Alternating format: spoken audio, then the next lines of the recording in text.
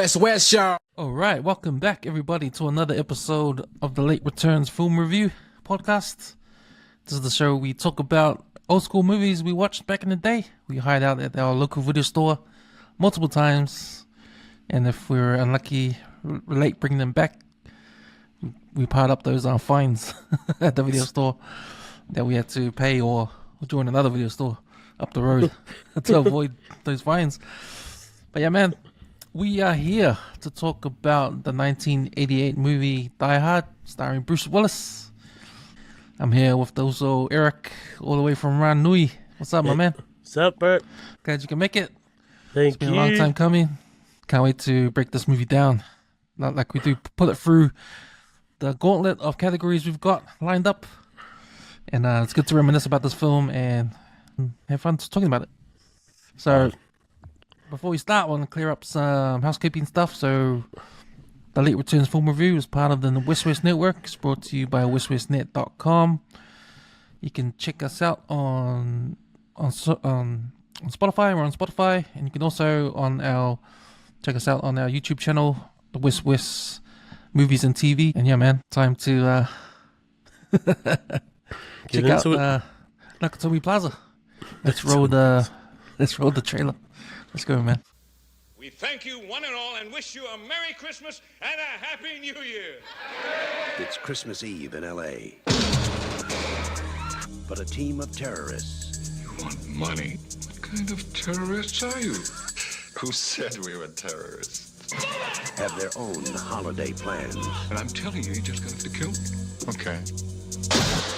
We do it the hard way. But the one thing they didn't plan on was New York cop John McClane. Got invited to the Christmas party by mistake. Who knew?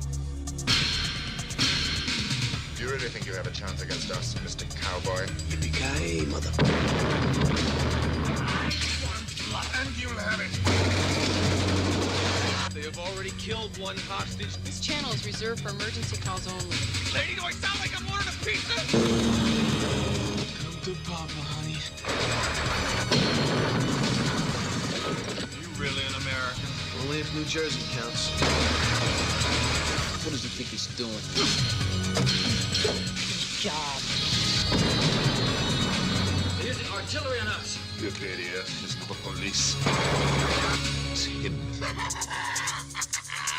He's an easy guy to like Welcome to the party, pal. and a hard man to kill. Bruce Willis, Die Hard. I love this movie. It came out in '88, and Good year. there's so much I can talk about this film, and I'm glad to have you here with me because you're a fan of this film too.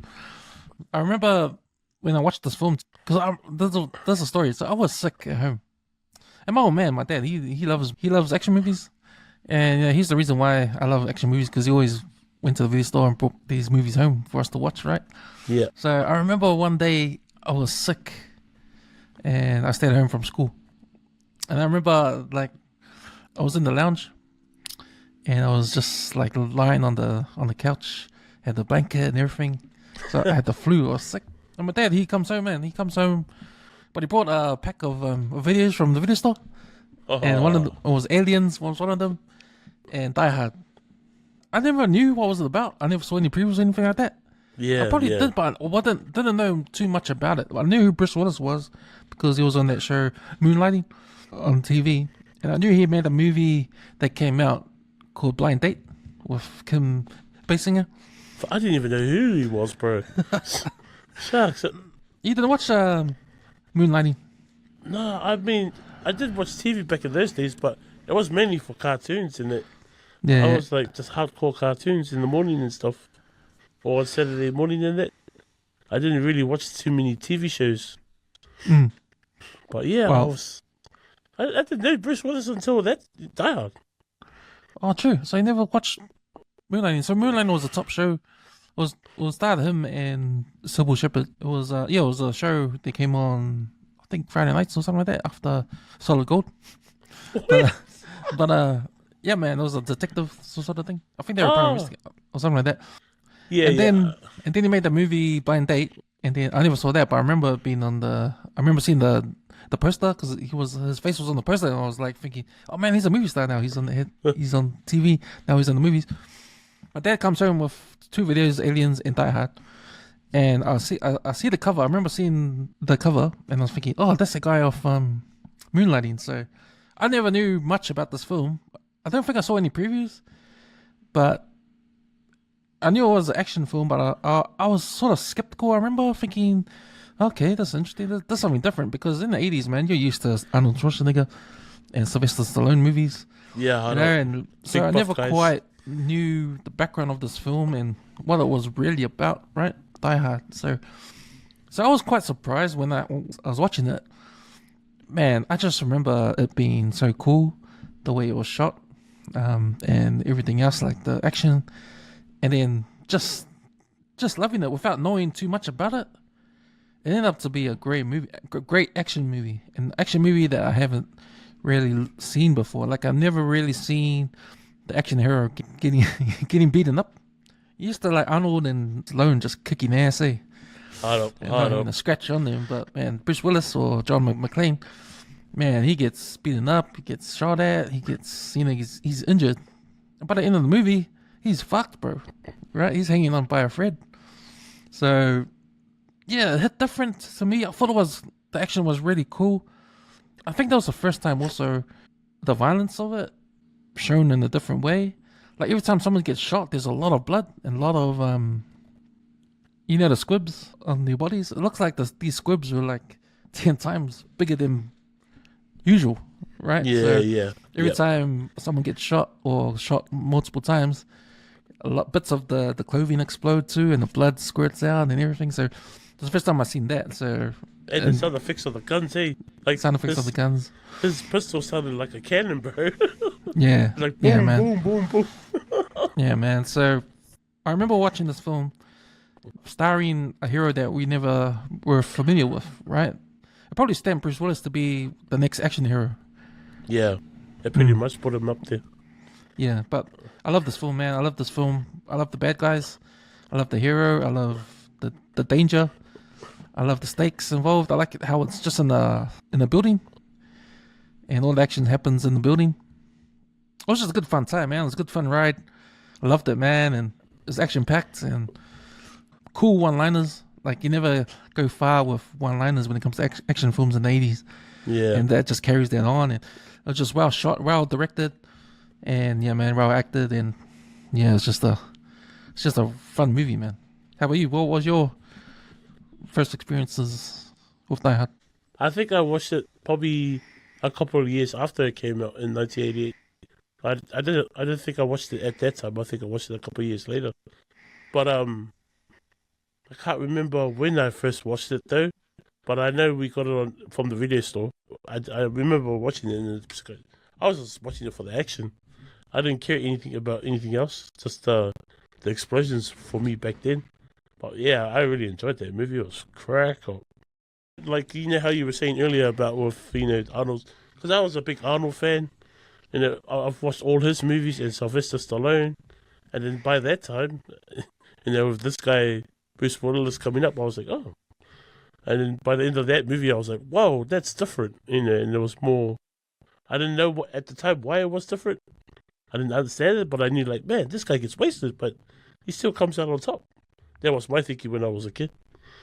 But I always go back to this movie, even in my older age. And recently, too. It's one of the best action movies in the 80s right now. Yeah. And it's cool because it just comes out of the blues.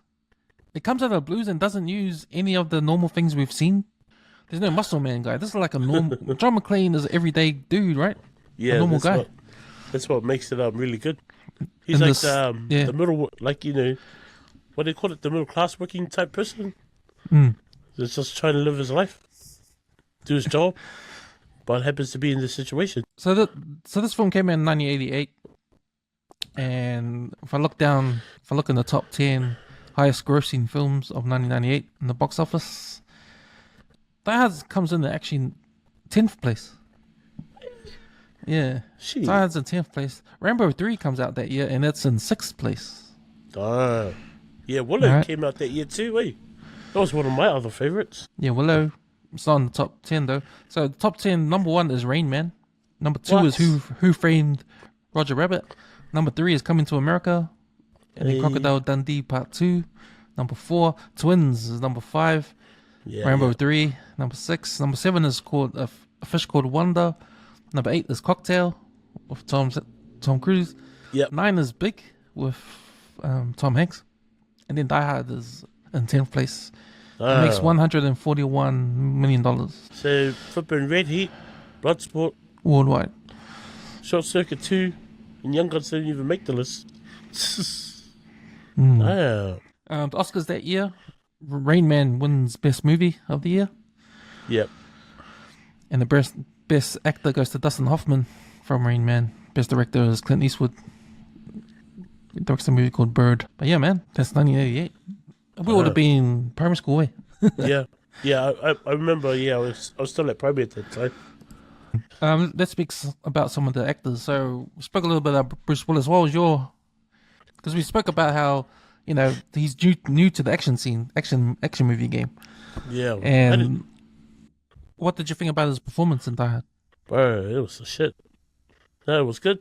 He's he brings a lot of like a toughness and some kind of humor to his character, and how he's always cracking up jokes in it, especially with with some of the scenes where he's like the one I like the most is the one where he takes the gun from Carl's brother, and he puts it on the on the shirt. You go, ho ho ho! I have a gun, and he's like, oh man, it's a kind of sense of humor like that. So it was like probably the first time I saw that kind of sense of humor, and I thought it was funny because most of the heroes before that, they were always tough, and they always had those tough one-liners like "I'll be back," and Arnold's famous one on Commando was that, Vinny, I told you I was gonna kill you first. I lied, and you just let them go, or yeah. So yeah, Bruce Willis's character was totally different from that. And you could always you'll get wasted, but you always come back. That was the thing that I got back when I first watched it. Yeah, I thought choosing him to be the hero in this film and going that direction, like everyday kind of man that we spoke about, like he's very relatable in this film. Yeah. And it's funny because I never knew, because I never thought, when I remember thinking, okay, I know what this film is, but I don't know what it's about. Yeah, same. And I wouldn't have expected it to look like a Arnold film or Sylvester film. Like if you put those two in there, it'll be normal, right? It will still hit the same beats, right? But this take on the action hero is different, and I appreciated that. I probably didn't appreciate that back then. Yeah. But just looking back on all the action films that came in the 80s, like this one stands out to be still badass, but having a guy like Bruce Willis that came from Moonlighting. Like, what the fuck? Like, Moonlighting. Like, where's his CV of action films? Like, what has he done? But nah, his performance is cool, especially in the beginning when you get introduced to him when he comes out of the plane. Yeah. And he's from New York, and he's like looking at Californian people like, bloody Californians, like. Yeah, like I didn't understand that either, right? Like, I was going, why is he looking at them weird? But to him, it's like, man, these guys are, in their own kind of little world. So that makes him like a normal character that we can relate to easily, right? And because of that, because we can't relate to Arnold Schwarzenegger and Commando, and like we know him as a badass or John Rambo. That they're badasses, and we know what they're gonna do. We know what they're capable of. We can't do that shit. Yeah, we put those characters on the pedestal, bro. We can't do what they do, but we just have to go along and with the ride and watch them do what they do. But with John McClane, we might be able to do what he does. Like what the stuff that he does, this action hero stuff, is all to do with his experience being a cop. You can just be a cop and have these kind of experience, but he's a good cop. So it's not like that he's a Superman cop. He's just a guy that's good at his job. Like everyone's good at whatever job you're doing right now. You can be good at whatever job you are, but John McClane, he's a good cop and he's good at his job. So he rolls like that. He rolls like a normal guy that's good at his job, right? He makes the right decisions, and even though you know, it's movie magic and all that kind of stuff. It's all bullshit, but Yeah. you know, it's relatable to normal people, and the way he talks and the way he, you know, the way he jokes around, like you were saying, Eric, like that's just like a normal common thing, eh? Like someone that's cool. If you look up to a cool person in life that cracks jokes and, you know, then still gets the work done, eh? Gets the work done where we can relate to that sort of thing. So Yeah. I don't think I understood that later on in my years when I started growing up, and probably not long after being a teen, then I understood the movie a bit more. And I thought, oh, okay, this is a different type of hero that I can relate to. yeah, that's right. The bad guy who plays Hans Gruber, Alan Rickman. See, this is like his sort of first big role, blockbuster role. I think he starred in a couple other movies that were sort of unknown or under the covers that Before he got this, noticed. He got noticed in another movie before this, and they chose him to be the bad guy in this. yeah, But Alan Rickman, rest in peace, he's passed now. But man, he played an awesome bad guy. yeah, His Hans Gruber was sort of the first European sort of villain that we seen on the big screen. The other thing too is his villain wasn't like a ultimate strong man dude or had heaps of guns. They actually made him use like he had intelligence.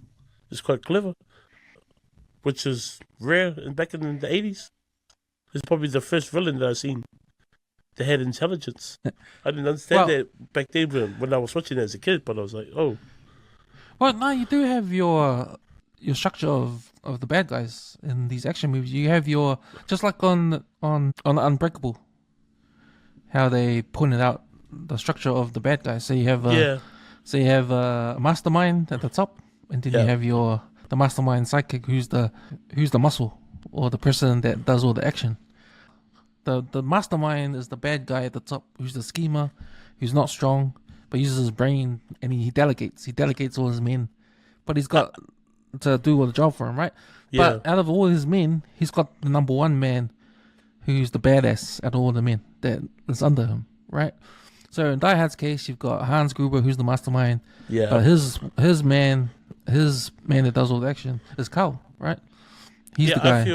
I feel that structure you just explained. This was the first movie that ever done that. To me, No, it's back not, in the man. 80s. Because Commando's like that. Because you got Bennett, who's the strong man, but Mastermind is the guy that he works for. Yeah, but that guy wasn't that really intelligent, not like this guy. Well, he's the planner. He's a schemer. He's a schemer guy. This Alan Rickman was next level. Mm. Yeah, he was. His performance as a bad guy sort of takes off, in pop culture, and like heaps of other movies copy that sort of same bad guy. Yeah. Like, remember the European dude on the Wesley Snipes movie, The Passenger 57? Oh man, I can barely remember that movie. Man, Passenger 57, and that bad guy is like a Hans Gruber kind of guy, like a European dude. It's like, fuck, but he was a gay, man. That was a stink movie, man. So that's sort of like Die Hard. They're trying to be Die Hard on a plane. That film. Nah, let's watch Die Hard 2, bro. Let's Die Hard on the plane. What do you mean? Yeah, man. So Alan Rickman, he did a good job as a bad guy. He's probably one of the most memorable villains. Memorable villains. He's got some awesome lines. He's got some funny lines. He's got some lines that he jokes around too. Yeah. And this is another thing about this film, like the dialogue in this film. There's a lot of different things that happen in this film, like the playfulness of some of these characters, like especially the bad guys. So you got the IT dude, the black dude. Yeah, he's nerdy, quirky, always humming along while he's doing his jobs and shit, which I found that was quite funny. His name is Theo. Yeah. So you got Theo and Hans's relationship. Because they play off each other real good. Yeah. In that way. But yeah, man, that's another different thing about this film, like the playfulness that these characters have. The guy that plays Sergeant Al Powell, played by Reginald Val Johnson, that's on Family Matters. Family Matters came after way. Afterwards or before? I can't remember. Yeah, neither. But I saw it more afterwards. Hmm. I remember seeing, oh, there's that guy from Die Hard. And then, yeah, that was it. Never watched the burglary. Oh, what are your thoughts on Hans? Hans Gruber. Hmm. It's just his intelligence, how he keeps under, even though that the plan doesn't always go to, his plan doesn't always go to plan, but he always keeps things under control, and he tries to keep his men under control. And most guys will just flip. He goes, no, it's working too. What I'm thinking is working too. So just relax, man. Just relax. He's like that kind of guy. Like, everything could be going upside down, but he's like, bro, relax. We got this. And I reckon that's a good villain. That's what you need for your leaders, eh? Yeah, he made the character cool more memorable. Because you're right. He sticks to the plan, and you can see, like, when things go wrong, he works around it. Yeah. Like, and sometimes his men, they say stuff that he ignores because it's got no effect on how the plan is going at that moment. Because there's that scene when they have the same channels on the walkie-talkie, so if you talk on it, everyone else can hear it. Yeah. So John McClane, he's talking to Al on the walkie-talkie, but the bad guys can hear it too. Yeah. And they're in the office. They're in the office, and Hans is in the office, and his men are in the office. And McClane's talking about how many guys there are and their names. Fast. This is a party line. The neighbor's got itchy trigger fingers. All right, here's the deal. You got 30 or so hostages on the 30th floor. The leader's here, his name's Hans. We have to find him and shut him up. He's telling them everything. Let him. I'm waiting for the FBI to arrive. Until then, he can waste as much time as he likes. But we must find the bag. Fritz, go help Uli. Freaking arse. We must have the detonators. Yeah. But Hans knows, it doesn't affect the plan anyway. He's still waiting for the FBI to come and turn off the power so the last key can open in the safe. Yeah. And he tells the guy that says it, don't worry about it. Don't worry about it. He can say all he wants. Yeah, it wouldn't affect the plan at all. It wouldn't affect the plan at all. So because he's looking at the bigger picture, right? The plan is still going as planned. Yeah. Right? He doesn't care about anything other than those detonators. Because that's the key to his plan, to blow up the roof and to make the world know that they're all dead. And he can escape with the bonds. With the bonds, yeah. So John McTiernan, who's the director in this film, this is the second year of his 3 years of blockbuster action movies. The year previous, he made Predator, and then this year makes Die Hard, then the following year, and then now he makes Hunt for the Red October. So we've done a review on Predator, and man, I mentioned that after I mentioned on that podcast, after you do Predator, Die Hard, and Hunt for the Red October, you can just retire. Because he doesn't do much after that. He sort of fades away. But I think with Predator and Die Hard, even Hunt for Red October, he's established himself as one of the top action directors of his time. So I rate John McTiernan's action movies, Predator and Die Hard, to be up there. Walter Hill's another action director I really love at that time too. So any thoughts on him? Yeah, I didn't realize he did the 13th Warrior, Antonio Banderas, and the Thomas Crown film. Oh, and he did Die Hard with a Vengeance. Yeah. Okay, we come to the film's cultural impact section of the podcast. So this film is referenced a lot in other stuff, and it's got a great effect on popular culture. It spawned a whole lot of sequels. So Die Hard 2 comes out, and then John McTiernan, he doesn't do Die Hard 2, but he comes back for Die Hard with a Vengeance, as you mentioned. That's the trilogy. And I think it goes off the rails after that, because Die Hard, Live Free or Die Hard is next, about the AI. Yep. The cyber attack. And then the rubbish one after that, the one in Russia. Oh, with the sun? With the sun? Like, yeah. Bro, that's getting too much, eh? I was like, what's happening now? Secret agents and shit. I was like, damn. Now McClane's ended up like Fast and the Furious. Yeah, so in terms of the 4 movies, how do you rank those? I think I'll go 1 and 2, and that's it for me. Really? Yeah, I wouldn't even count the third or the fourth or the fifth. Right. But if I did, it would be as they are in order. Die Hard 1, Die Hard 2, and then the rest. Yeah. Because That's funny, eh? it didn't really get any better. I mean, I actually do love. At the time, I had actually put Die Hard 2 at first for a long time because just the whole snow thing and the airport was cool to me. And it was done, instead of in the hotel building, they were actually at the airport, which was quite cool. And he was dealing with planes and that, so that was another. And they had another element before there's hostages in the air, so that was another cool thing about that movie as well. Mm. But yeah, after rewatching Die Hard again, it's like nah, gotta put Die Hard back in number one. So yeah, as I see it, to say how they are, I guess you just gotta leave it like that. There's something about the story that is so appealing and so simple. The background of the story, right? It's so simple to have this character like John McClane. Because all it is just him being a cop in New York and separated from his wife. So his wife, Holly, has to move to LA for this job, right? But then it's throughout the whole series of films, in part 2, he's at the Washington, D.C. airport. Holly is on the plane to meet him. And all the action starts there. In part 3, they're separated again. Holly's moved to LA. He's back in New York. Whole stuff happens with Simon. And they talk on the phone because he says that he didn't really break up, but he called her, had an argument, and then never called her back, and that was a year ago. So Zeus, he sort of tells him to ring his wife and sort it out. So they sort of do that. In 4.0 or Live Free or Die Hard, he's got a daughter. So there's his daughter. She comes in, right? And then the last one, part 4, it's his son. His son is like a CIA agent in Russia. He has to go over there and save him. So it goes off the rails a little bit, eh? So what we're dealing with here is a story about John McClane, a New York cop, and his family life. And that's the background of these stories, right? Yeah, so... But it's cool how it's simple, and he finds himself in these crazy situations where he has to survive and defeat the bad guys, eh, man?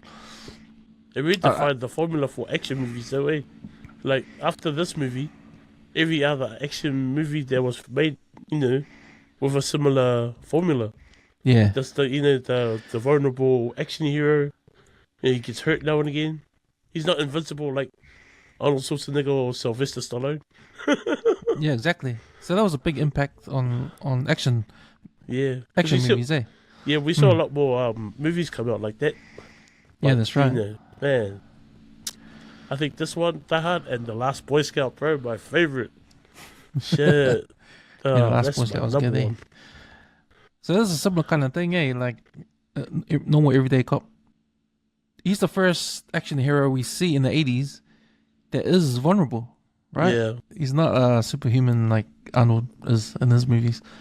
So it's different. That's a different take on the action hero, and we get that. And it's sort of a movie that's well done. It's well shot and well produced. So if you look at Die Hard, it's a really well put together movie, right? Yeah. And I think if you look at action movies before that or coming out in the 80s, like Commando was good production value. If you look at Cobra, like what the hell? That's like low budget ass, man. So Cobra. You look at Cobra. Right. Even Raw Deal in a way, like Raw Deal. Yeah. I watched the Raw Deal because it's cheesy as shit, man. There's a lot of cheese. That's right. You know what I mean? Eh? Like it's like it's probably not the way we're going. Yeah. We're not getting better, eh? It's not, but I laugh at that movie. It's just so fucking funny. I mean, it's not supposed to be, but... Yeah, that's right. So, even if you rewatch The Running Man with Arnold, man, that doesn't stand up, eh? Nah. That doesn't stand up at all. No. I saw the new remake they're gonna do for The Running Man. That looks interesting. We'll see how that pans out. Yeah. But yeah, it looked like the trend of action movies is going downhill. Yeah, it just kept on getting more cheesier. The one-liners kept on getting worse, all the same. So 88, when Die Hard comes out, it sort of changes everything. He puts things back on track, and you know, this well-made movie, and Yeah. you got a different kind of action hero, and it's a cool movie, and we're taken for a roller coaster ride all of a sudden.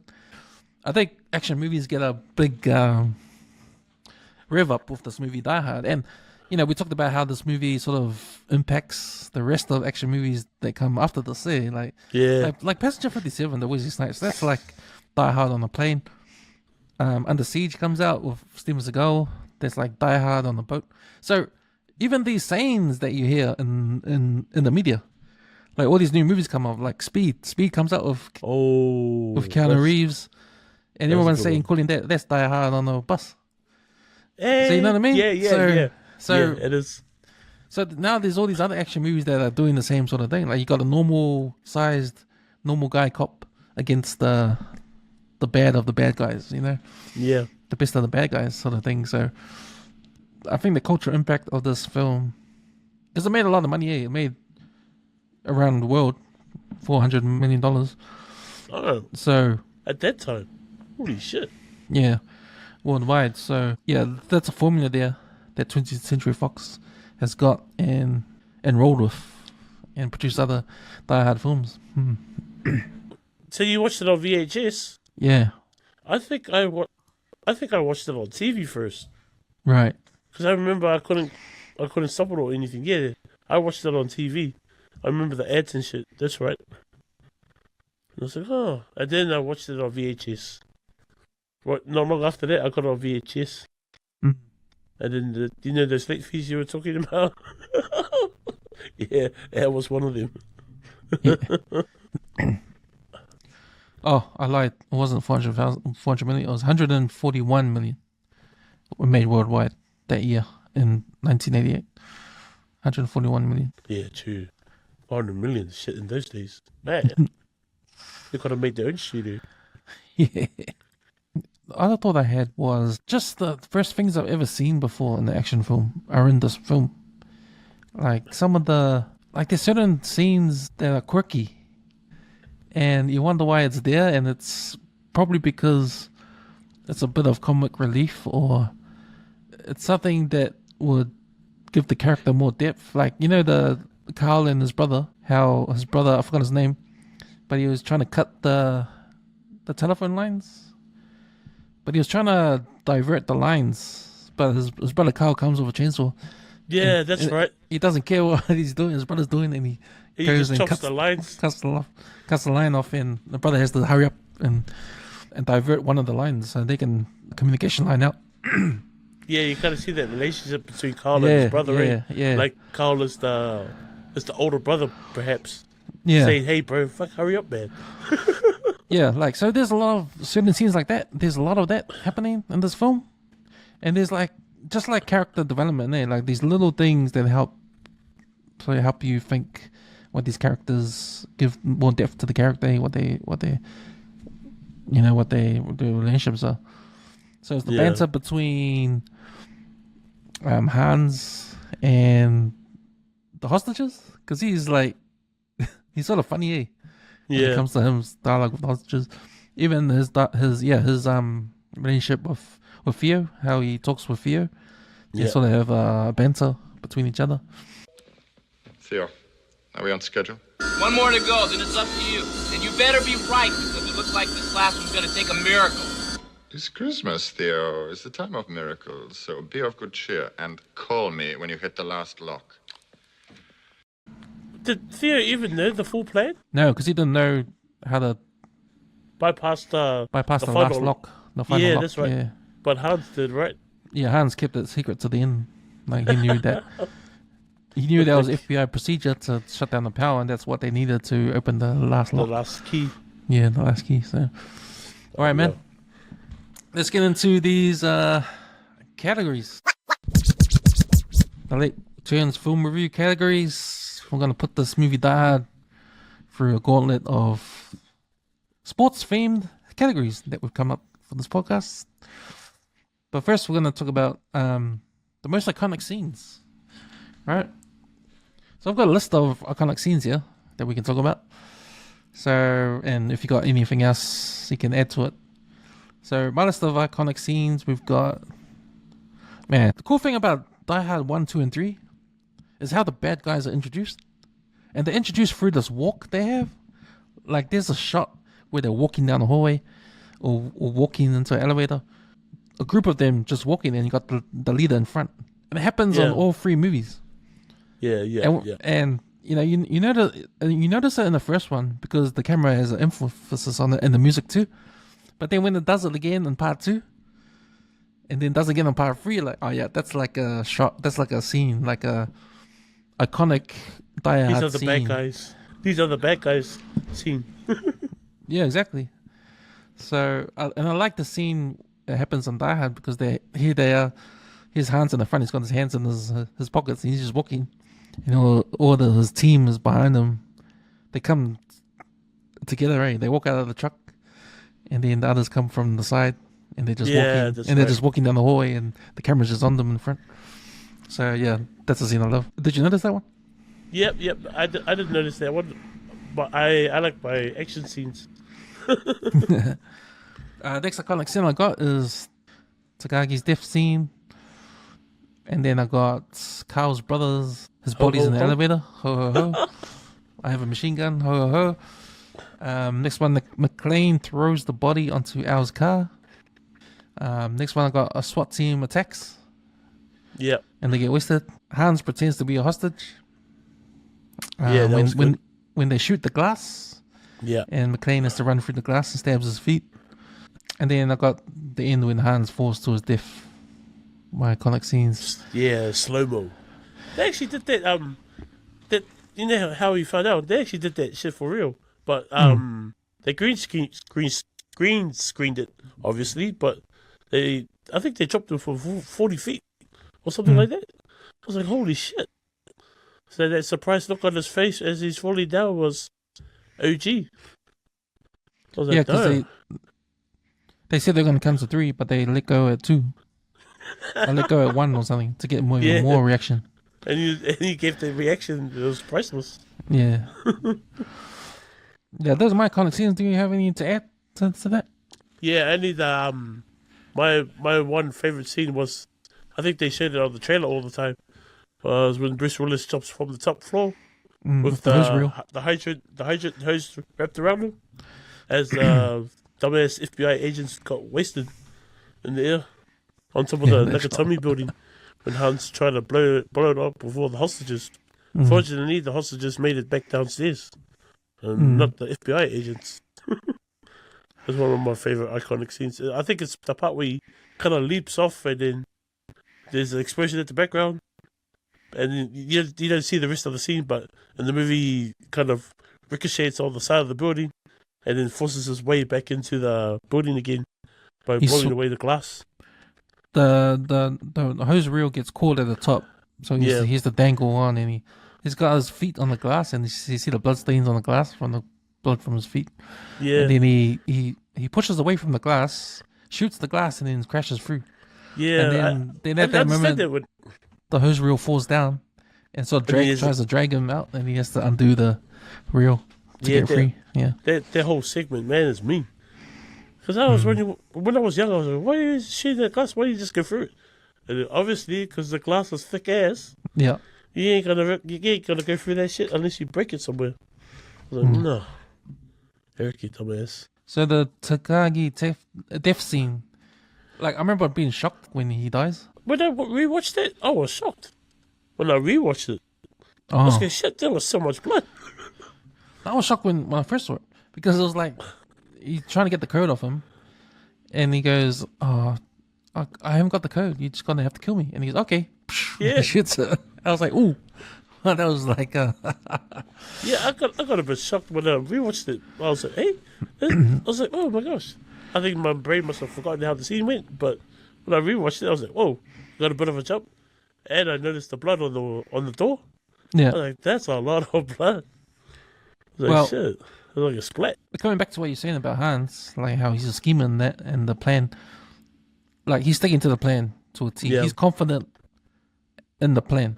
Like if you just do the plan, nothing else matters. Like nothing else will just work. Just go if it's a good plan, sounds good on paper. He's studied the plan. He knows what the plan is. You know, it would be even better if Takagi gives him the code, but he's got a plan for afterwards if he doesn't give him the code. Yeah. So it doesn't matter if he lives or dies, but he dies at that moment. I've got a category on the scene that I'll share when we get to that category. McClane throws the body into Al's car. Yeah, trying to get Powell's attention. Trying to get Powell's attention there, man. Yeah, as soon as the body fell on the car, his reaction was just to drive that car backwards. And I remember hearing them talking about that, because I think McClane goes to Powell. He goes, "Oh, you got some bit of street smarts there when you drove backwards, because he knew there was trouble. So he didn't stop there and wait for anyone to shoot him. He just reversed." So I was like, "Oh, you got some street smarts there, Powell." And I didn't pick that up. Yeah, and then he explains about it. And he goes, "Yeah, I used to be on the what do they call it? The beat. Used to be on the beat and stuff. But something happened in his past. Yeah, that all brings up his the thing with the kid that he accidentally kills. Yeah, I mean, obviously, yeah, the body was there, but I would have gotten out the car and went, holy shit, where did that come from? And then got shot. But Powell's reaction was like, get in the car in reverse. I was like, whoa, I'm mad. Another scene was quite funny when the SWAT team shows up. And that's what you call like bots, eh?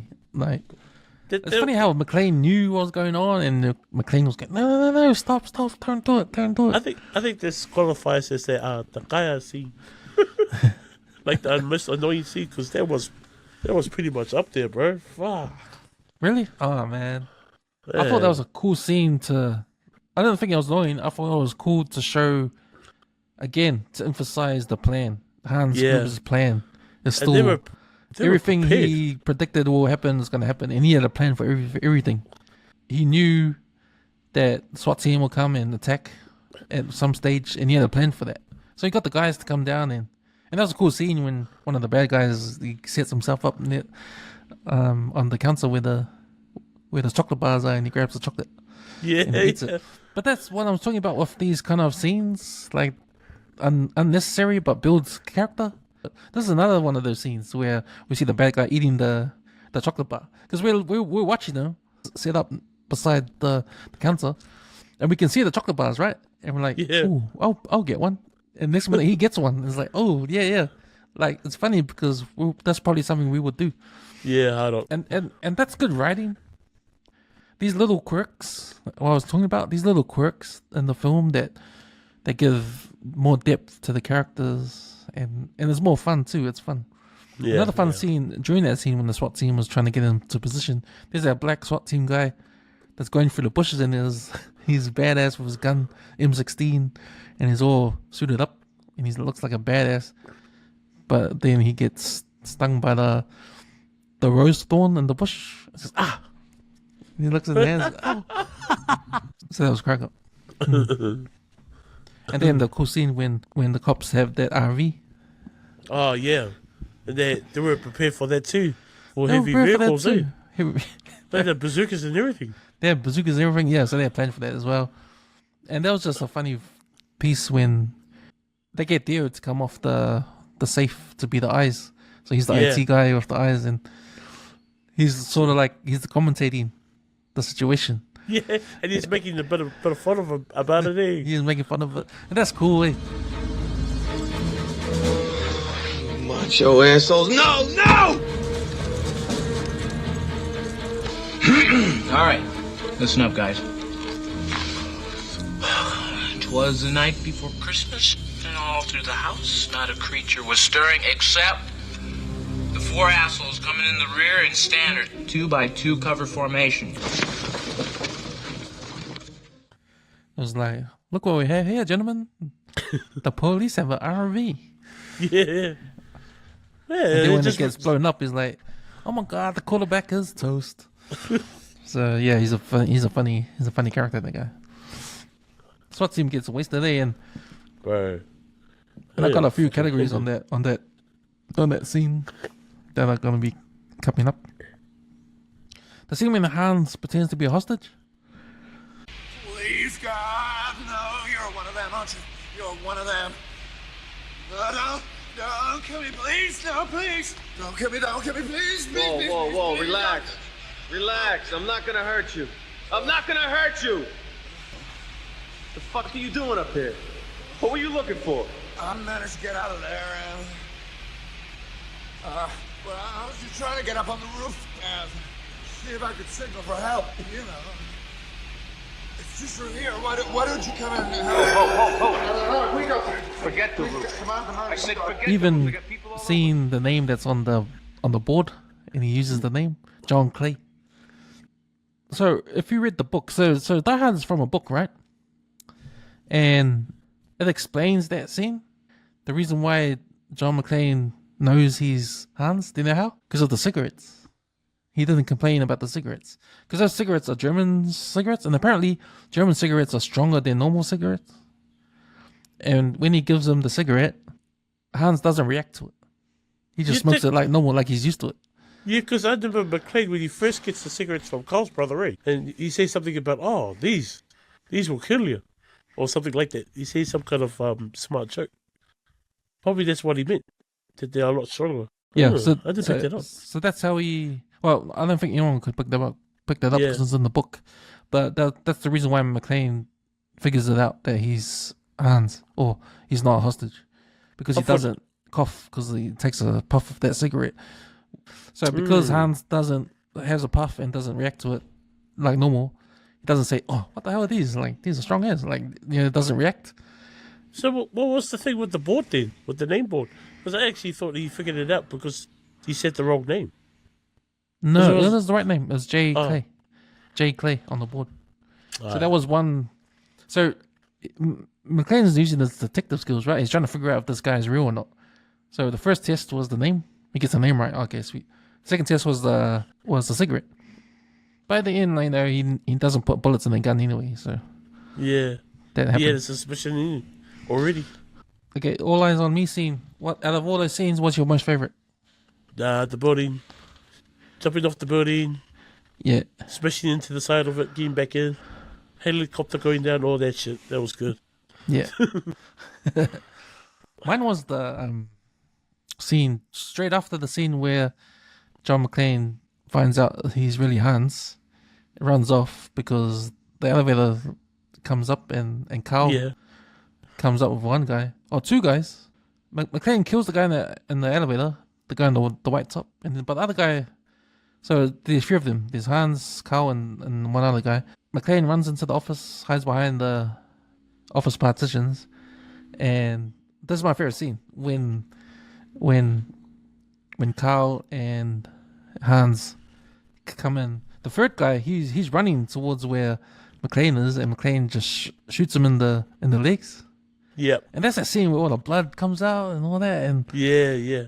And he dives forward, and his head smashes through the window in front of McClane. And then Hans grabs his gun, jumps back, and hides behind the desk. Then they start shooting. Hans is like looking at the glass, knows he's got bare feet because he saw him with bare feet when he's talking to him. Turns to Carl, talks in German, shoot the glass. Carl doesn't react. Hans goes in English, shoot the glass. And then they start shooting the glass. That's my favorite scene, man, when they start shooting the glass. Yeah. Just the way they were shooting their machine guns, that was awesome, man. That was awesome, and all the glass falling down, and McClane's like going, shit! All the glass is falling on him. He looks, sees an exit in the hallway, and he looks down, it's all the glass along the thing, and he gets up and runs. Carl slides over like a bomb thing. Yeah, stun grenade. Throws that, and McClane's gone. The detonators are there, and Hans grabs the bag. Yeah. Says to Carl, we are back in business. Carl looks at him because he's not satisfied because he wants McClane dead because he killed his brother. He doesn't care. He doesn't care if they're not back in business. Yeah, Hans is like, no. We stick to the plan, bro. Stick to the plan. Let's go. Yeah. Yeah, man. That's my favorite. That's my favorite all-time scene, and I think it's because of the way they were shooting their guns. Just how calm they are. It reminded me of a Predator. How they were shooting the forest. Yeah. Just how calm they are shooting the forest, like looking real professional. That's a good mention of that scene too. Because even afterwards with McClane in the bathroom trying to repair his foot, I was like, oh my god, and his foot with the piece of glass inside. I was like, fuck, that's yuck. I don't know what it is about the blood and stuff, but man, it was just like, there's so much blood. Is this guy gonna make it out of here alive? When I first watched it, I was like, damn, he's getting wasted. He's still running around in bare feet. All right. The guy Kelly scene. Your worst or annoying scene. It's probably, I'll go first. I reckon for me, it'll probably be the conversation between, the interaction between Palau and his chief. How the chief was just undermining Palau the whole time. Even in their first, initial reaction. I was just like, oh my gosh, man, just shut your mouth and give the guy a chance. I was hoping Palau will bitch slap him. There's that, and then there's the chief's great idea to send the SWAT team in. And then they all get pretty much fucked up. So, bro, this guy's fucking annoying. I thought he'd be on your day of tour, Knockout Award. Yeah, he is. him and the other one. No, I didn't think those were annoying. I just thought that those were scenes to show how stupid the police chief was. So I understood that, but I don't mind. Like when I watched it, I was like, "Fuck, bro, fuck." I was like saying that to myself. Okay, my worst or annoying scene was in the beginning when McClane goes to the front counter to go into the building, and the guy at the front counter, he goes, "Oh, you gotta punch your name in the computer there. You can do it there." Because in the 80s, like that's new technology. Yeah, that's right. And it's all fancy, And he's looking for his... Yeah. So yeah, he looked for his wife. He does all that. He punches his wife's name, McClane. There's no McClane in there. And he goes, "Oh, what the fuck?" And then he goes to her maiden name, Harley Gennaro, and it's there. And he's like pissed off, because she changed her name. He changed her name to her maiden name, because they're still married at this point, eh? Yeah, so it implies that she's already made up her mind to him. Yeah. And then, so that was cool. So that part of the scene is cool. Yeah. What happens next is my worst annoying scene. Is when the guy at the front counter, he goes, 30th floor. The party. They're the only ones left in the building. Take the express elevator. Get off where you hear the noise. I was like, bro, you could have just told that to me when I got here. Like, what do you make me? What do you want to show off your computer for? Make me go on the screen, bro. Yeah, holy shit! If they're the only ones in the building, hey, who else do you think was? Who do you think I was looking for?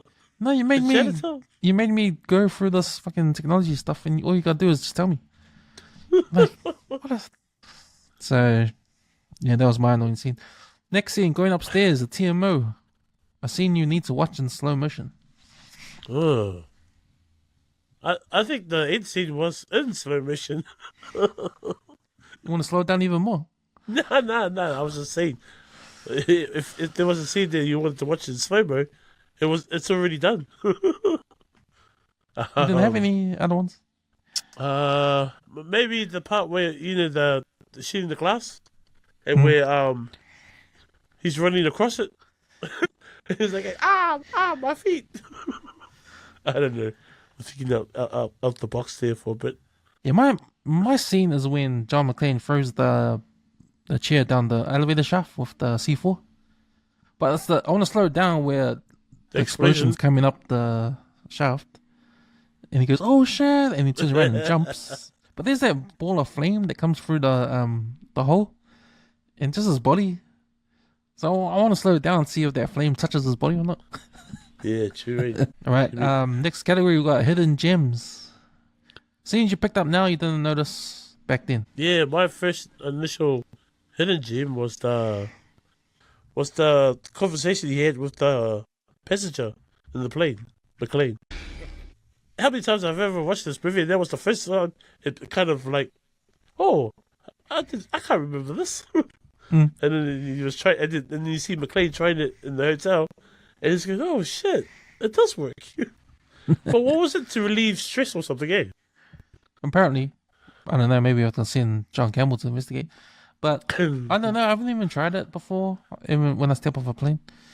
But yeah, it's one of those. I thought it was a plot device just for him to take off his shoes, because he needs to have his shoes off, and you have to figure out a way to make him take his shoes off. Yeah. Why would you want to take your shoes off in the office at your at your missus' office party in the office. Because he So- gets freshened up, right? And that was a good plot to take his shoes off. Yeah. Or to, to remind ourselves, oh yeah, we had to take his shoes off to do the fist of your toes thing. Yeah, The guy told him in the airplane. Yeah, no, I thought that was a kind of a hidden gem. I think the other one you pointed out was the one with Plow and his street smarts. Yeah. Conversation. Yeah, I didn't pick that up. The other thing I didn't pick up back then was directly after the scene when he gets off the airplane, the fist with your toes, was, and I mentioned it before, when he's walking through the airport in California, in LAX, and a girl runs past him with those tights and hugs her boyfriend. Yeah, that's right. The blonde girl? He's like staring at the man. He's like staring at it, and he's like, California, like Californians, like Yeah. I didn't get it back then. Because to me, when you look at the blonde girl in the bike pants or the tights, that's a normal way. Yeah, like, now nothing, it is. That's Now nothing it is. like yeah. The So back younger then it pants and would have been stuff. like if you're from New York, used to that sort of thing, eh? Nah. Like jumping up, hugging your boyfriend in public, like that's what it implied, eh? Yeah, that and probably her outfit as well. Yeah. Because back in those days, man, yoga pants and that wasn't. They were just coming out. Yeah. But they're not as bad as they are now. Fuck. Oh. Yeah. I wouldn't think that's a hidden gem, but something I didn't understand. Yeah, that was quite funny back then, but it's quite funny too. Yeah, no way. Okay, next category, the mortals. Does this movie stand the test of time? Probably not technology wise, because that the big safe. I'm just talking about the safe at the Nakatomi building. Yeah, it'd probably be better equipment now for the safe, but the movie as a whole, like the structure and shit, bro. Of course, there's probably been hidden remakes of this movie, and we haven't even noticed it. But yeah, no. Yep, I agree. Yeah, I think it stands up. There's the usual things that don't stand up, like no cell phones back in the 80s. So yeah, but it doesn't really matter. Some scenes that don't stand up. Was there any in particular? For me, probably Argyle staying in the car. Like, why? Why would you want to stay there? Yeah.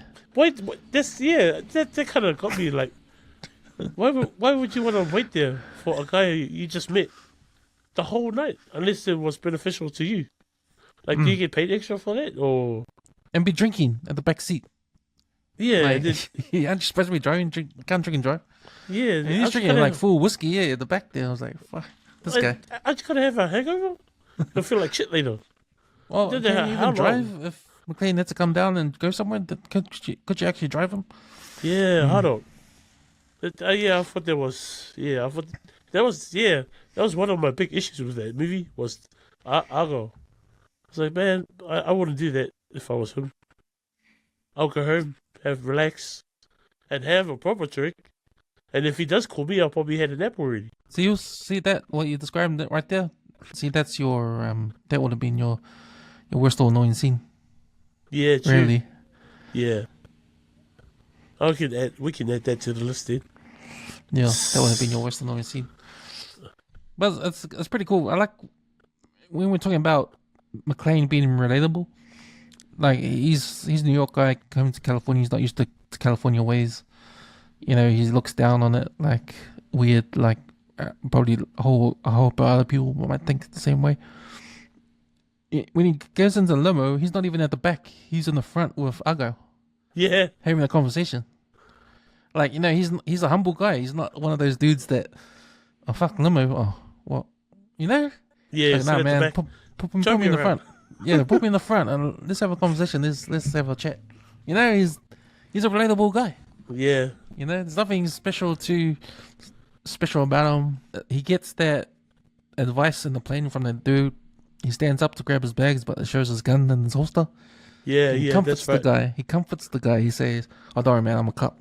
Yeah. I do this for a living." But the guy was like a bit like he was gonna panic a bit, eh? Yeah, he's panicking. Don't worry, man. I'm a cop. I don't know what it is, but when I picture McClane, I see Brooklyn, a guy from Brooklyn. Yeah, well, that's he's from there. Yeah, it's that kind of character, eh? That kind of people. They have that kind of thing, talk to people and shit, socialize. Don't be a dick about it. Yeah, he's got that. The next category is send in John Campbell. So this is a scene with unanswered questions. A scene doesn't make sense that you need John Campbell to go in and investigate. So my one was, fuck, how did Carl show up at the end?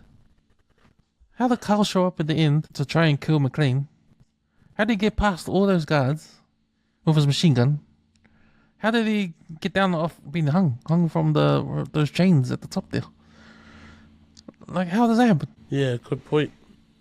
I do wonder that myself too. Bro, that gun of his, he was attached to it hardcore through the whole movie. I think it's called an AUG, A-U-G. Yeah. Yeah. Steyr AUG. No, I was wondering that too myself. Yeah, how did he get down from there? Did someone help him? Did someone help him down? Well, even that, how did he get to the front? Like, how did he walking past all the fire people, all the cops? I can imagine him getting past the people, but when the hostages came back down the floor, he was still hanging there. Yeah.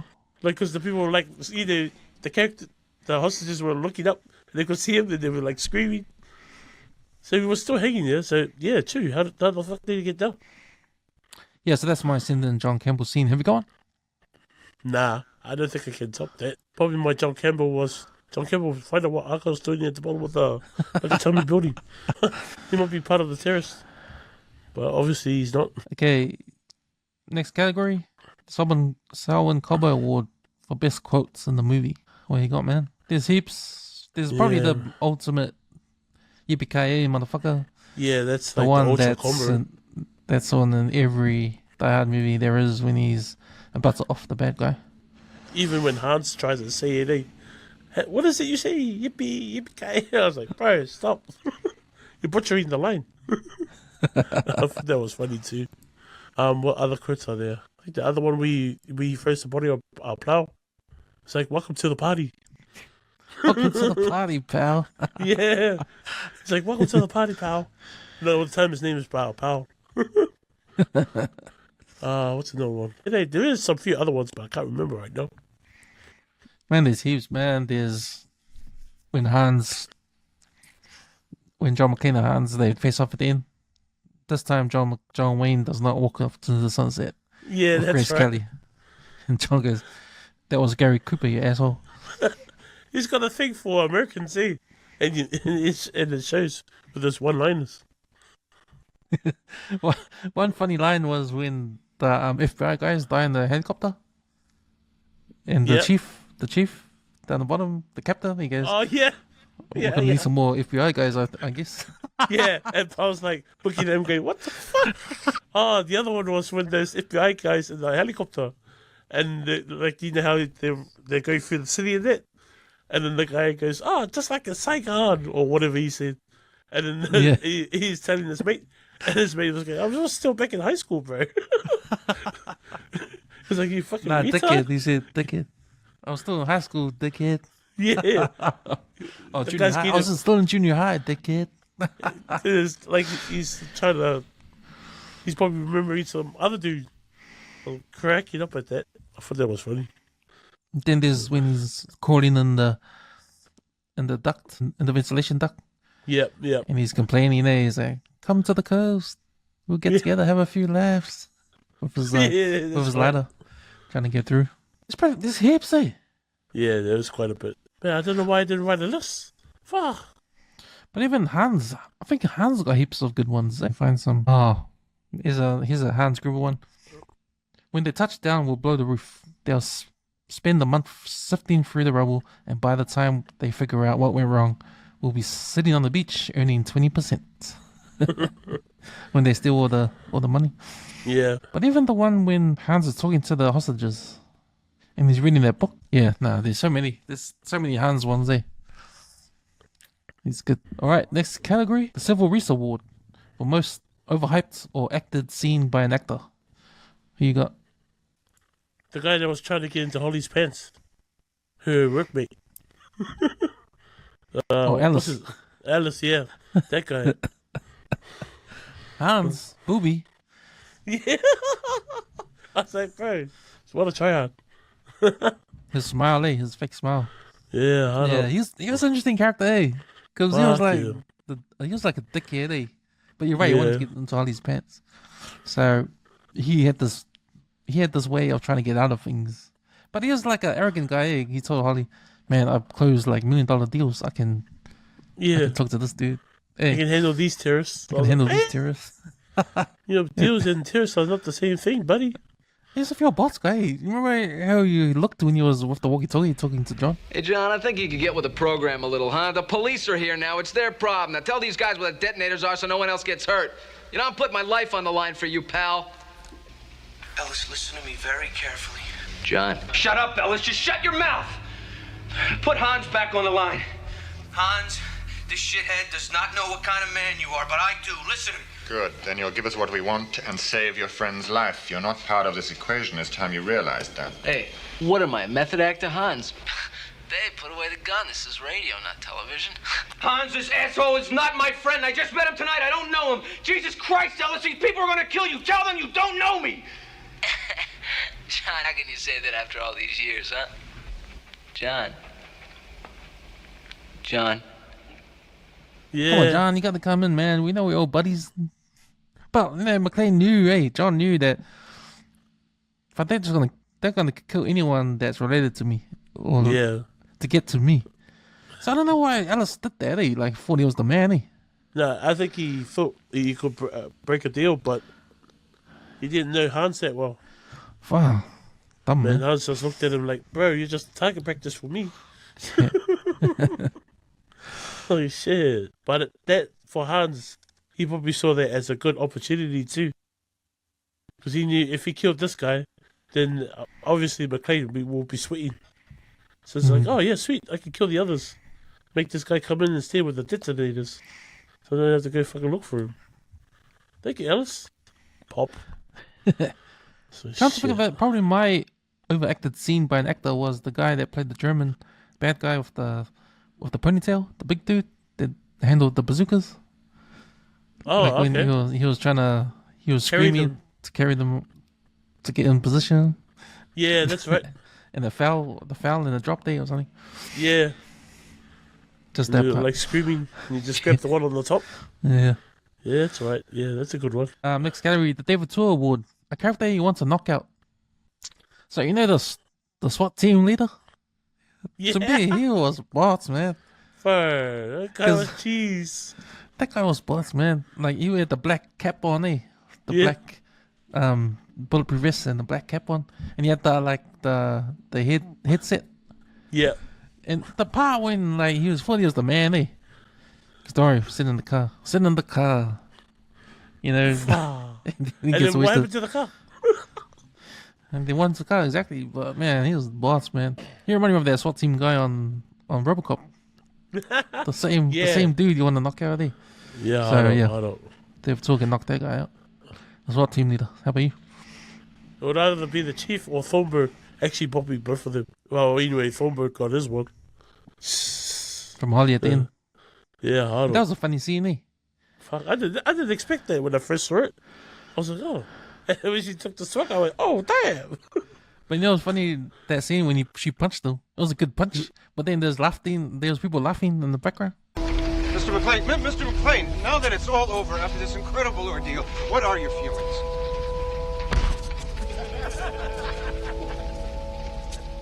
Yeah. Made it even more genuine. Yeah. So what particular scene do you want David Tour to knock out the chief? Man, just when he's talking power all the time. It was probably it was probably the time when the chief was trying to talk to McClane. Okay, who's that elder, Mike? Is that him? Is that? And he starts talking to me, and then McClane, throughout the whole thing, is just like, put Powell back on the phone. Put him back on the mic. What the hell? Yeah. Who was that? I was like, shit. And the chief, if I was the actual chief, I would just turn the walkie-talkie off and, that'll be it. But that guy, he gave it back to Powell. I was going, what a What a job nuts. Crack up to you, bro. Next category, the Michael Meredith Award for best food in the movie. Twinkies. Twinkies, yeah, I got that. Twinkies. Man, this is the first movie. Like when the video stores were out, was still like on the verge of like going out. I used to go to the one at Henderson, just as you come up the hill out of Henderson and going towards Winery, and they used to have the United Video Store on the right on the side there, and they used to do all this American food, and Twinkies was one of them. And ever since Die Hard, I've always wanted to try a Twinkie. I never got to try one until I went to that video store and I saw the Twinkies on the counter. I was like, oh. So I thought I'll try some. And they were my favorite food for a couple of months, bro. Like, every time I went to that store, I always buy me 2 Twinkies. And then I realized, shit, let's do some research into these Twinkies. Man, they're bad for your health. They're nice, though. They sell them everywhere now. Yeah. You can get by them everywhere now. Yeah, because I remember that was the only place you could get them at that one stage. But and then after a while, you got Twinkies everywhere. I gotta say, it's not my SkyTower Twinkies in movies. I have one that beats this one. Oh. I'll bring it up when we do the movie review on that. But yeah, okay. I got Twinkies. Have you got anything else? Nah, just the movie that made me want to buy a Twinkie. Yeah. I got the Coca-Cola that Alice drinks before he dies. Always. It looked refreshing when they poured it into a glass. But also, I was interested in that red drink that John McClane drank at the party when he got there. And he took a sip, doesn't like it, and looked for somewhere to put it and puts it on another tray. I was wondering if that was like a cocktail, a red cocktail. I thought it was a wine or something. But no, he didn't like it. Next category, what's the score? Your favorite song, music score in the movie and the scene it appears in. It's mainly when McClane's trying to forget, you know how he's talking to himself all the time? You can hear a score in the background. Yeah, it's got a unique sound to it. But you always know that, it's building up to something else for the next scene. I don't know if that's the right way to say it. The score is a particular one, eh? It's got that piano. Dun, dun, dun, dun, yeah. Dun, dun, dun, dun, yeah, that's it. That's it. Yeah. My one's actually the song in the limousine where Argo's talking to his missus. I thought you were going to say the Run DMC song. Nah, not Run DMC. There's another song. And I just like the beat. Argo, tell me you heard the shots. You're calling the police right now. Of course I'm still coming by later. Sweetheart, have I ever lied to you? My boss thinks I'm on my way to Vegas. Yeah, I wonder what song that is, but I always wanted to hear the full song. But it's got a real funky beat, eh? Funky kind of 80s beat to it, eh? Like, yeah, it's interesting. The final scene as well, you know, like with the Christmas Carol song. Right. Every time I watch that movie and after, you know, listening to that, I always sing it, you know, I'll be like walking around after the movie and I'll be humming that tune. Da, da, da, da, da, da. And I'll be like, oh shit, what the fuck? It'd be like an automatic thing. Ah, bloody hell. Bro, you just remind me of one thing we missed when we were talking about the cultural impact of this film. For a lot of years, there's been a debate about this movie. That's right. Is this a Christmas movie? Yep. So we'll probably talk about it now. For you, is it a Christmas movie? And why? Because it happens... For each of these movies, it happens at Christmas time. And every Christmas time, the last I can remember here in New Zealand, they've always popped this these Die Hard trilogies out. Every Christmas almost. Ever since as I can remember back when I was young. Except and for they Die still Hard do with sometimes. Vengeance. I don't think that was Christmas. Die Hard with Vengeance. Oh, yeah. Because it's hot. It's summertime. Yeah. But yeah, no, Die Hard is a Christmas movie, bro. I reckon. Yeah. Die Hard I'm 1 the and same. 2. That debate, eh? Yeah, Die Hard is a Christmas movie. It actually comes out when it comes out in July of 1988. Oh, true. So it's like, okay, it's a Christmas movie, but it didn't come out in Christmas. But that doesn't matter because the movie itself.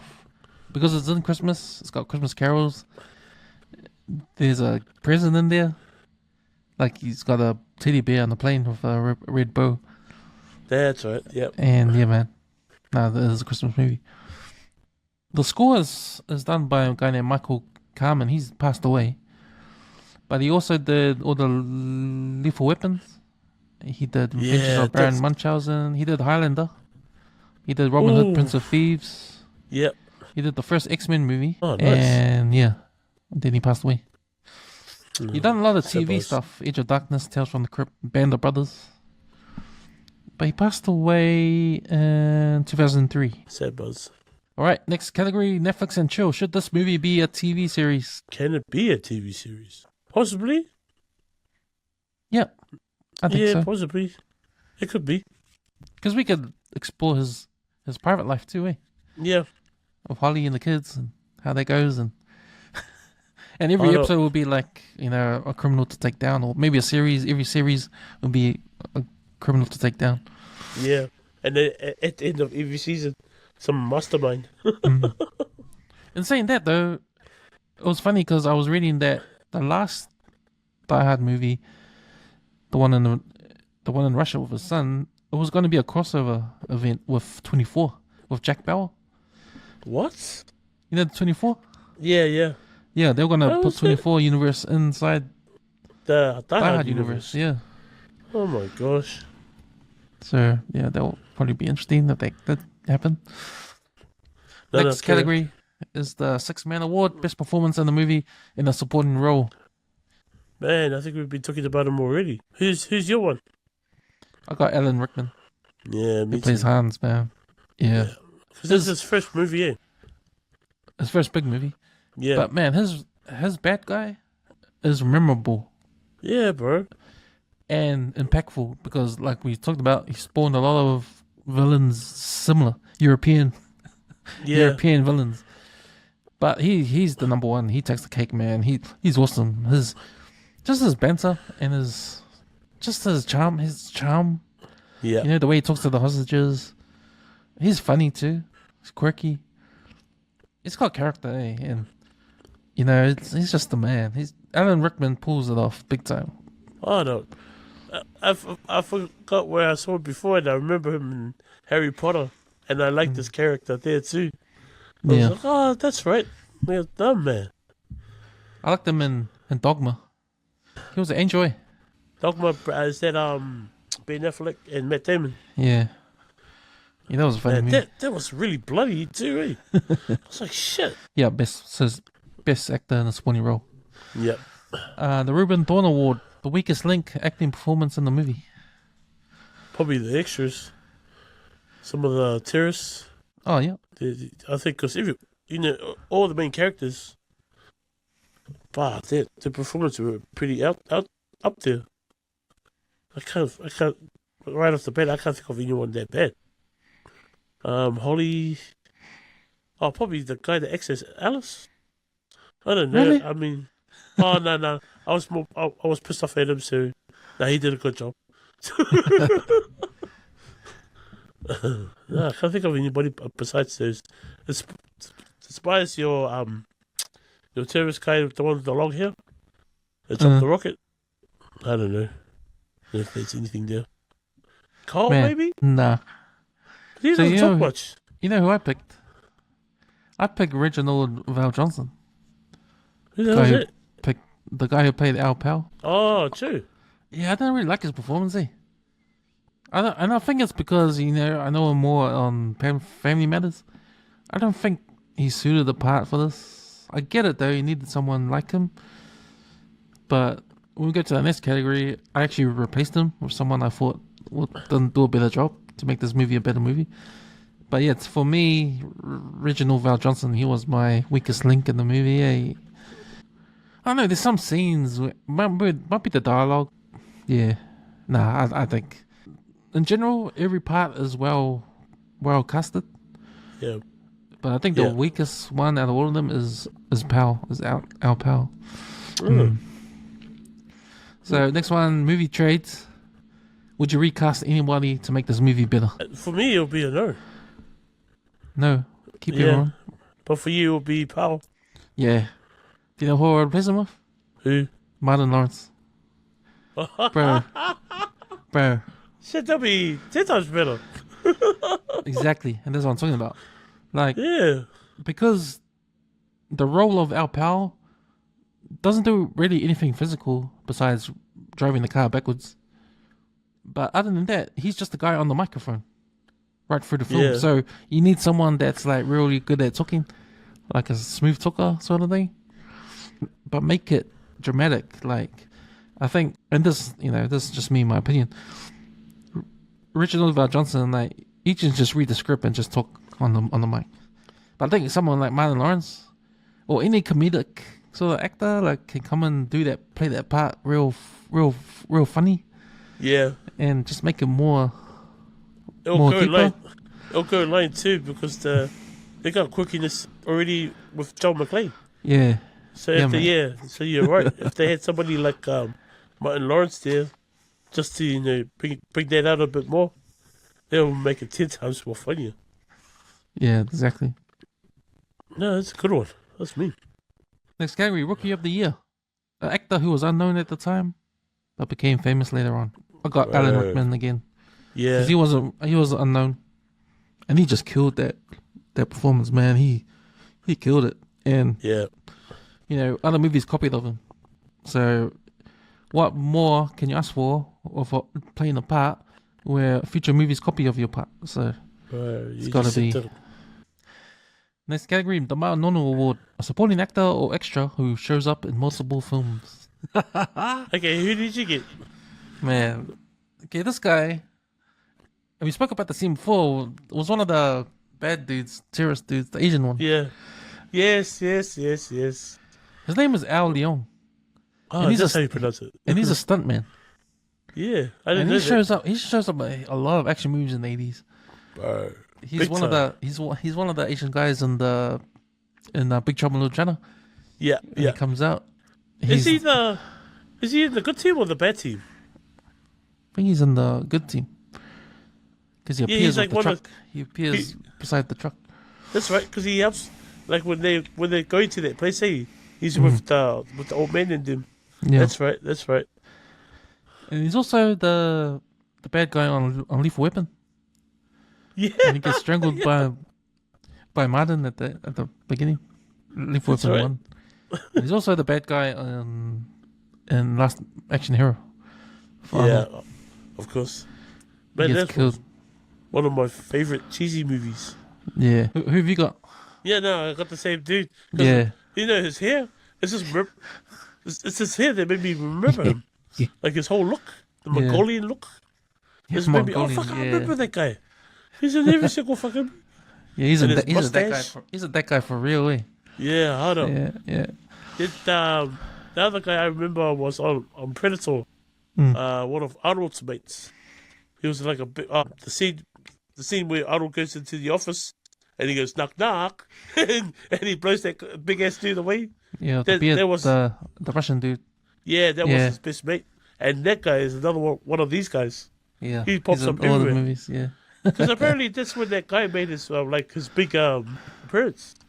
So he was in Raw Deal and all the rest of them. Conan the Barbarian. Red Heat. Yeah. Nice. Next category, the Leonardo DiCaprio pointing. Easter eggs. What have you got? I'll tell you what I got. I got the bear with the red bow in the airplane at the beginning. So when you see John McClane in the plane, he's actually got a teddy bear of him with a red bow, a brown teddy bear with a red bow, and that's the present for his daughter. Yeah. That actually is John McTiernan, the director, his thing. So in Hunts for Red October, it comes back. The bear's back.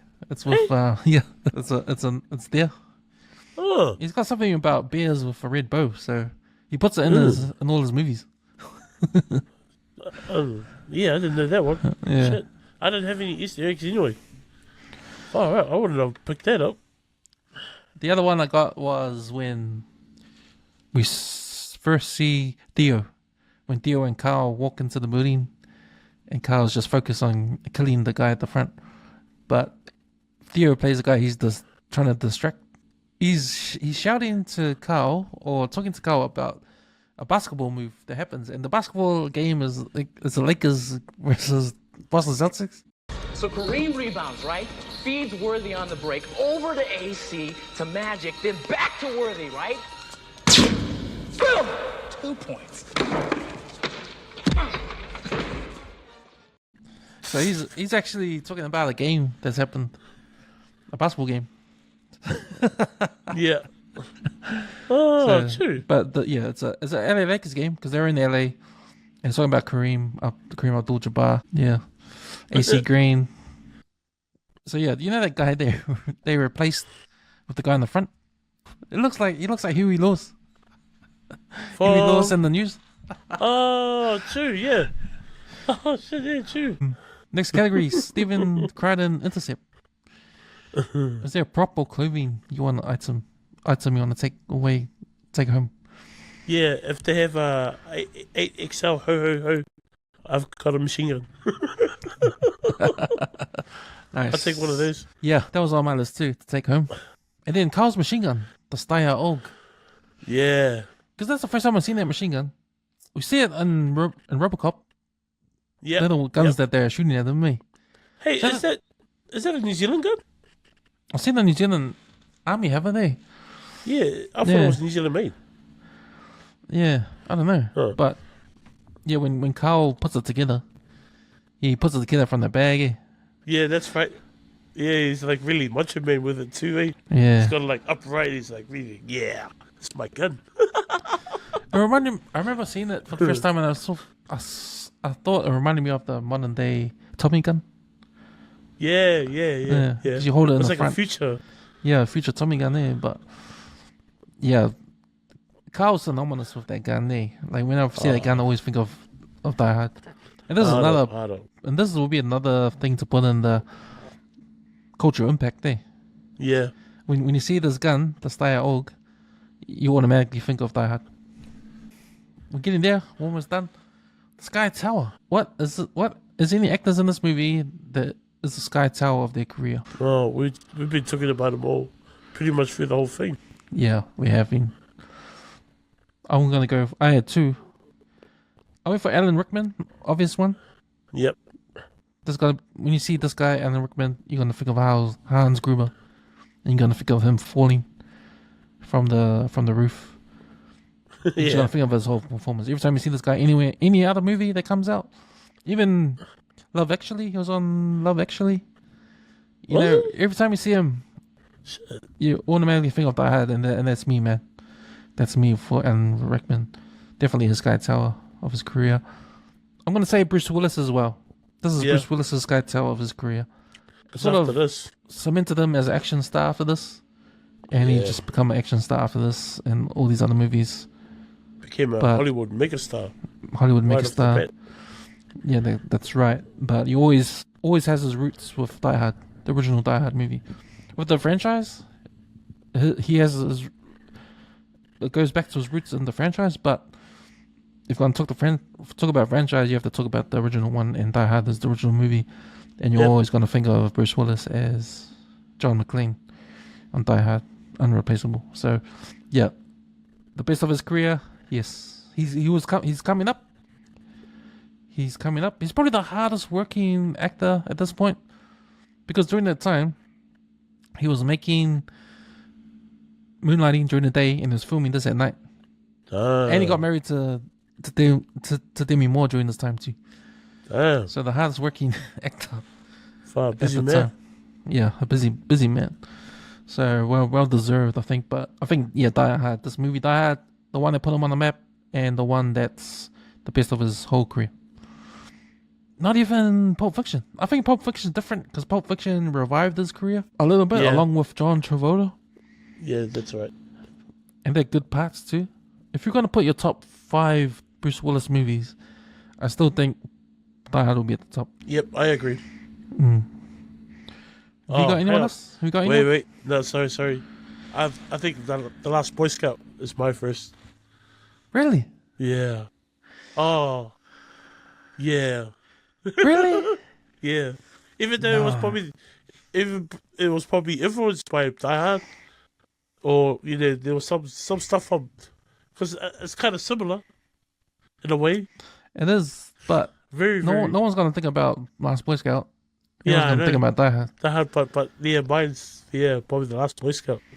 Just that whole movie, man. It's like, Nah. It's a good movie, but I don't think that's as Sky Tower. nah, okay. Yeah, for you, but for me.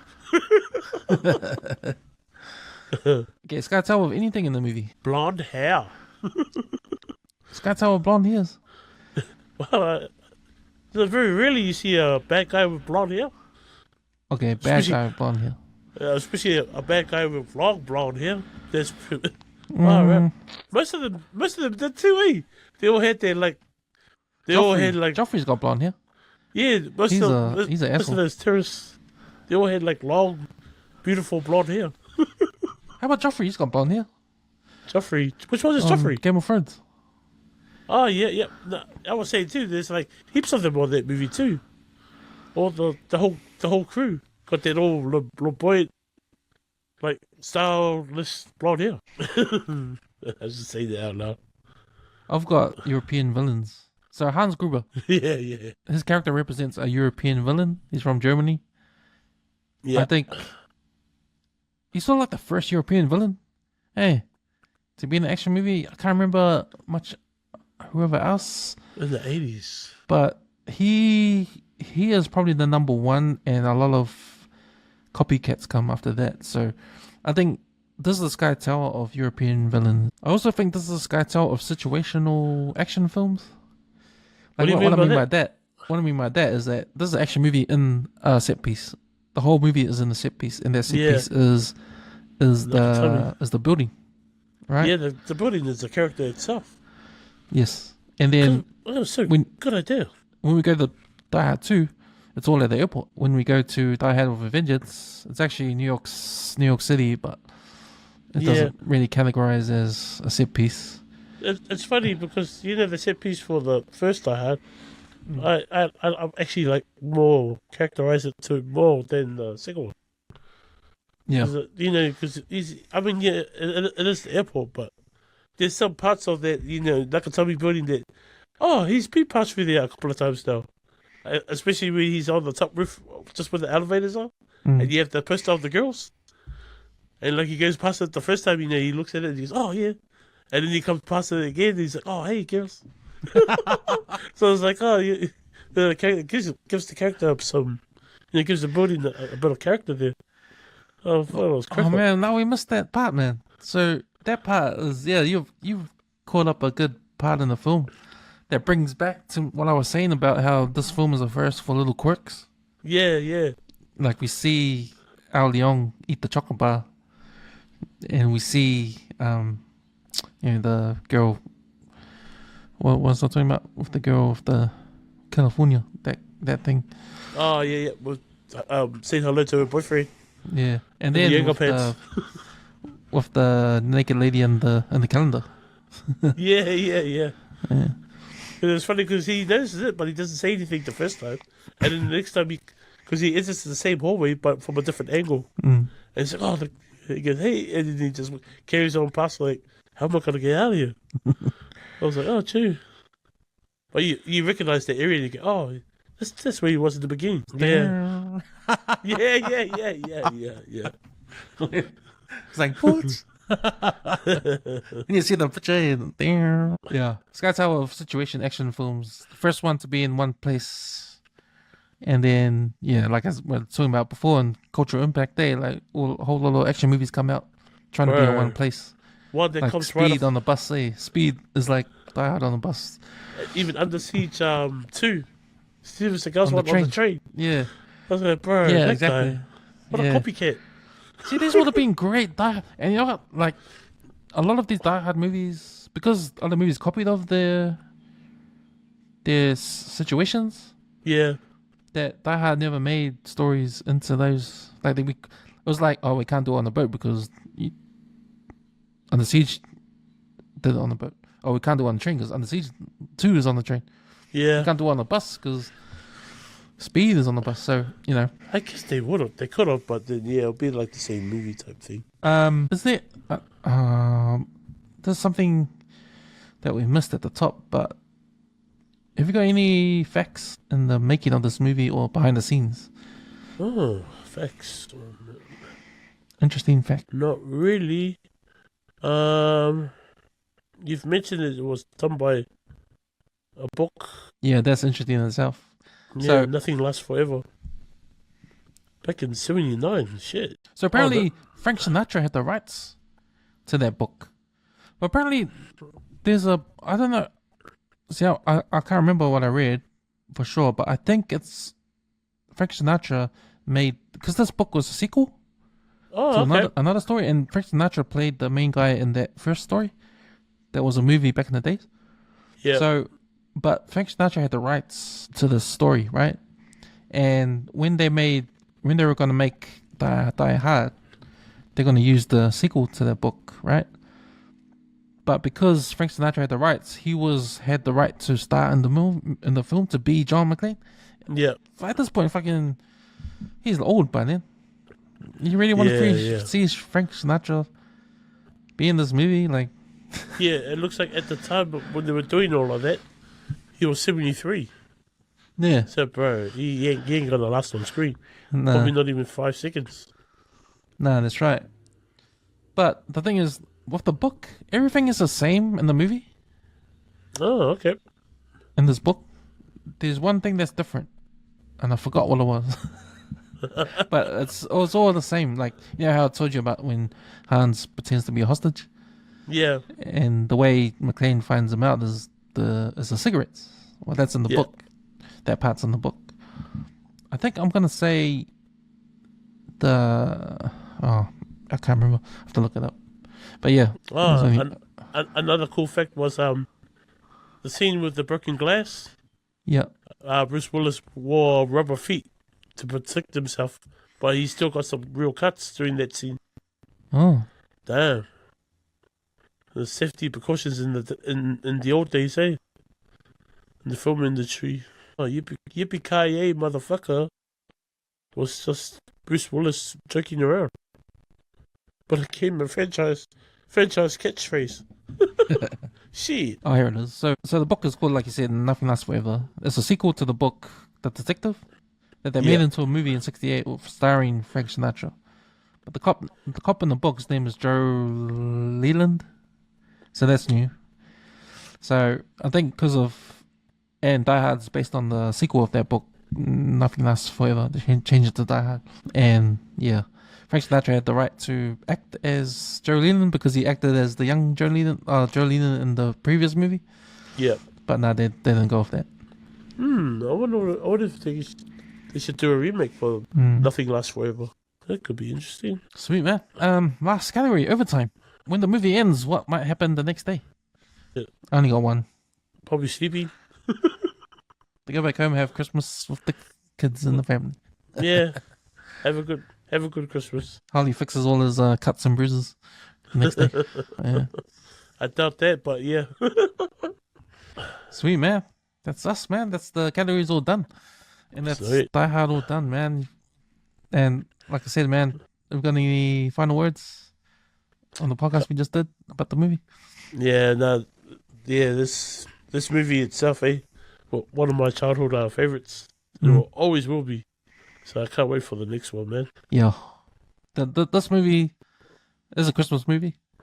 It's one of the best action movies to come out of the 80s. And it's come out right at a time where we needed probably another action hero to look up to. We had Van Damme, we had Arnold, we had Sly. And this introduces Bruce Willis as the fourth action dude to come in. And it's a great movie. And good action, good dialogue. Yeah, man, it's awesome. It's a 5 out of 5 for me. Yeah. And it produces one of the greatest villains in action movies, man. It sort of sends the 90s into a place where new action heroes come out. Like, there's a lot of normal dudes. Hey, like you said, come through, eh? Yeah. We see Snipes coming through. We got Nicolas Cage. Yeah, so you get all these like cop material type heroes, or fire rescuer, or I don't know, a guy that knows how to climb mountains. Those kind of characters. Yeah, search and rescue type characters. They become heroes as well. Not just invincible macho man. Yeah. With big heaving muscles. Sick, Yus. That's us. Thanks, man. Thanks for Sweet, jumping bro. on Late Returns Film Review. Yeah, That's enjoyed Die it. Hard Done and Dusted. We'll be back for more. I guess I'll go in the chat and see who wants to do the next movie. See what movie what movie would you like to do next? Oh, I'm not too sure yet. We'll just see what pops up on the chat. Yeah, man. Okay, Yus. I get it, Yus. Have a good Thank you. rest of the weekend. You too. Bye. WesWes, y'all. WesWes, y'all.